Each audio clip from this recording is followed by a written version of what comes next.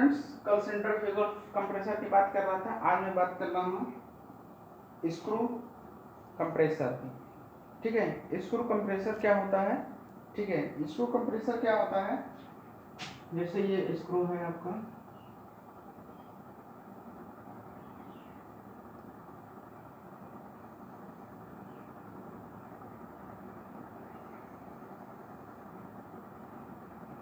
ठीक, ये screw compressor है। ठीक है, ये पॉजिटिव डिस्टेंसिंग टाइप का कंप्रेसर है। ठीक है, क्या होता है? ये पॉजिटिव डिस्टेंसिंग टाइप का कंप्रेसर है। इसमें जब ये क्लॉकवाइज घूमता है, ठीक है, जब ये क्लॉकवाइज घूमता है तो ये क्या होता है? ये स्क्रू अंदर की तरफ जाता है। ठीक है, तो ये जब ये एंटी क्लॉकवाइज घूमता है तो ये स्क्रू बाहर की तरफ घूमता है। ठीक है, इससे क्या होता है?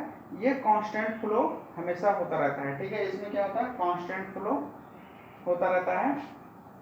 और कांस्टेंट फ्लो होता है किस पे? जो आपका रेफ्रिजरेंट होता है वो प्रवाहित करने के लिए हमेशा कांस्टेंट फ्लो होता है। ठीक है, और उसके बाद अगर मान लीजिए कुछ इस तरह से आपका बना रहे ये, ठीक है,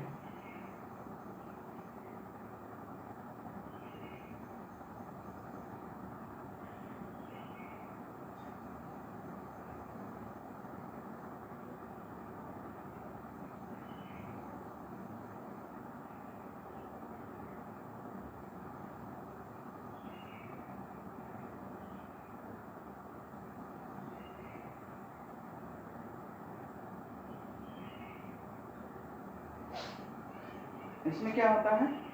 ये क्या होता है?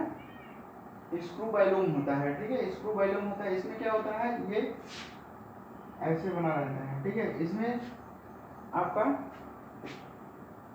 कंप्रेस करके इसके एक ड्राइव मेंबर्स होता है और एक ड्रिवन मेंबर्स होता है। ये ऊपर क्या होता है? ड्राइव मेंबर्स होता है, ड्राइव मेंबर्स होता है, और ये कहता है ड्रिव मेंबर्स। इसको एक तरफ से बोल सकते हैं फीमेल या मेल।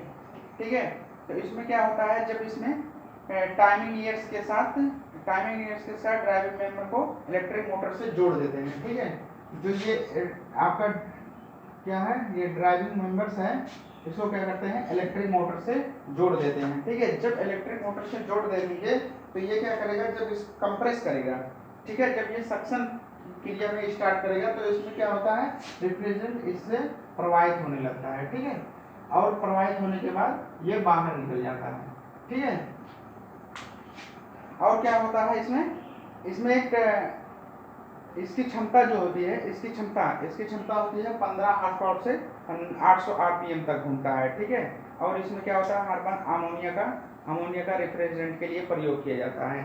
ठीक है, अगर मैं इसकी पश्चात संपीड़ित आयतनिक की बात करूं, ठीक है, अगर मैं इसकी आयतनिक, ठीक है, अगर मैं इसके आयतन की एफिशिएंसी की मैं बात करूं, आयतनिक दक्षता की बात करूं,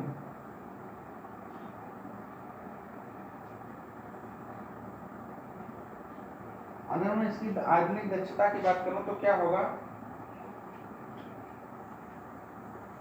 इसमें होगा क्या होगा? B2 माइनस B1 बटे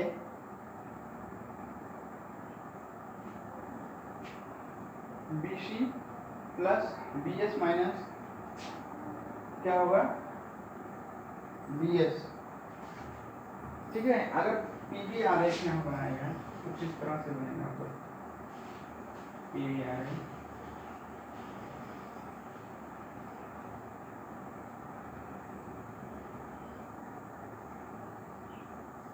ये आपका क्लियरेंस हुआ और इतना ये पार्ट हुआ आपका पीवी और इतना हुआ ये आपका बीएस। ठीक है, बीसी बीएस। ठीक है, ये हुआ पीलो पी हाई। ठीक है, यहाँ से मिला आपका क्या मिला? BC plus BS minus B1 क्या मिला? BC plus BS minus B1 बटे BS। ठीक है, ये आपका क्लियरेंस वैल्यू मिला। ठीक है, अगर यहाँ देखा जाए B2 बराबर क्या होता है? BC plus BS। B2 बराबर BC प्लस BS, ठीक है। इसका मान यहाँ रखेंगे तो क्या मिलेगा हमें 1 प्लस, अगर मैं BS से भाग कर दिया जाए तो क्या मिलेगा 1 प्लस BC माइनस BS बटे BC BS, ठीक है। उसके बाद क्या मिलता है माइनस B1 बटे BS, B1 बटे BS, ठीक। अब क्या होता है इसके बाद, अगर इसकी क्लियरेंस की बात करूं, अगर मान लीजिए यहाँ जो क्लियरेंस है ये, अगर इसकी मैं बात करूं तो क्या होता है यहाँ पे, इसकी क्लियरेंस की बात करूं तो क्या होगा C बराबर क्या होगा BC, मतलब क्लियरेंस आयतन बटे स्वेप्ट आयतन, क्या होगा C बराबर क्लियरेंस आयतन बटे स्वेप्ट आयतन,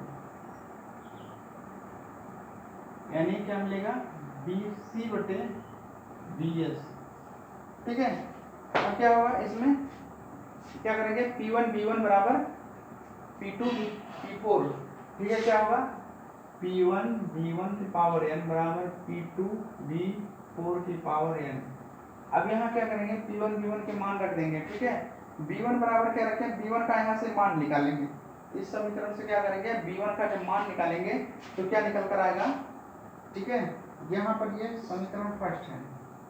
अब यहाँ B1 का मान निकालेंगे तो क्या निकलेगा B1 बराबर क्या होगा, B1 बराबर होगा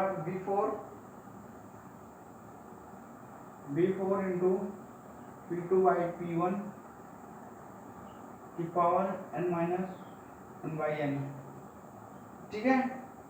अब क्या होगा उसी तरह से B1 बराबर BC P2 by P1 1/n, ठीक है।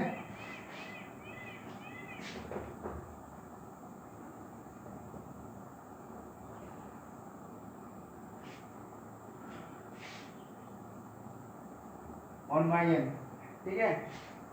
और उसके बाद क्या करते हैं यहाँ B4 और BC क्या होगा इक्वल होगा, यहाँ क्या होगा B4 is equal to BC, ये आपका क्या होगा बराबर होगा, ठीक है। अब यहाँ नेट वैल्यू आपका समीकरण 1 में रखकर, ठीक है, इसका मान समीकरण 1 में रख देते हैं।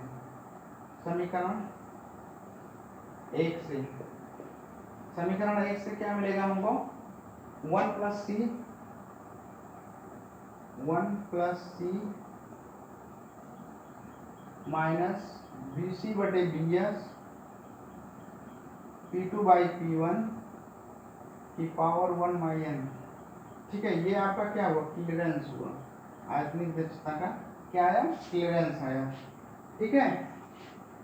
ठीक है, अब बात करते हैं इसका क्या होता है, जो अगर इसमें एक चीज़ और होता है, जैसे मान लीजिए अगर ये आपका 100% कार्य कर रहा है, ठीक है, अगर ये 100% है तो क्या होना चाहिए इसमें P1 और P2 का मान बराबर होना चाहिए, ठीक है। P1 P2 का मान बराबर होना चाहिए तो ये 100% इफिशियंसी आयतनिक दक्षता देगा, ठीक है। इसका जो अनुपात है P2 बाई P1 ये इक्वल टू होना चाहिए और इसका आपका आयतनिक दक्षता भी 100% होगा, ठीक है। अगर P1 का P2 का मान P1 से कम होगा तो क्या होगा एफिशिएंसी बढ़ेगी, मतलब आयतनिक दक्षता क्या होगी बढ़ेगी। अगर P2 का मान P1 से कम होगा, ये कंडीशन है आपका, अगर P2 का मान P1 से कम होगा तो आयतनिक दक्षता क्या होगी, P2 का मान P1 से कम होगा तो आयतनिक दक्षता बढ़ेगा, अगर P2 का मान P1 से अधिक होगा तो आयतनिक दक्षता बढ़ेगी, ठीक है। ये था आपका स्क्रू के लिए, ठीक है, स्क्रू के लिए था। और आप इसमें एक पॉइंट और था, अगर पाइप द्वारा रेफ्रिजरेंट का लीकेज होता है, ठीक है, या आगे घर्षण की, इसके हर प्रत्येक अंगों में क्या होता है घर्षण भी होता है, ठीक है। और क्या करते हैं इसका लक्षण कैसे होता है, पश्चात कंप्रेसर के लक्षण क्या होते हैं, ठीक है, इसके बारे में देखते हैं। जो रेफ्रिजरेशन क्षमता है उसको उसका ब्रेक क्या होता है घटता बढ़ता रहता है, ठीक है। रेफ्रिजरेशन की क्षमता क्या होती है घटता बढ़ता है, ठीक है। और जो पावर होता है ब्रेक पावर टन में होता है, ठीक है, और कुल ब्रेक शक्ति भी होती है इसमें, ठीक है। तो क्या होता है इसमें रेफ्रिजरेशन क्षमता पश्चात गति क्या होती है, घटती है जब वास्तविक तापमान घटता है, जब टेम्परेचर कम होगा, ठीक है, जब टेम्परेचर कम होगा तो उसके पश्चात जो कंप्रेसर होगा वो घटेगा। भाई टेम्परेचर कम होगा तो रिफ्रिजरेंट भी तो कम होगा, वही तो बता रहा है। ठीक है, ये टॉपिक ही कंप्लीट हुआ। आगे के टॉपिक कल बनाते हैं। कल कौन सी टॉपिक पढ़ाते हैं, मल्टी स्टेज कंप्रेशन क्या होता है, ठीक है, मल्टी स्टेज कंप्रेशन क्या होता है और इसके लाभ क्या होते हैं। ठीक है, ठीक है फ्रेंड्स।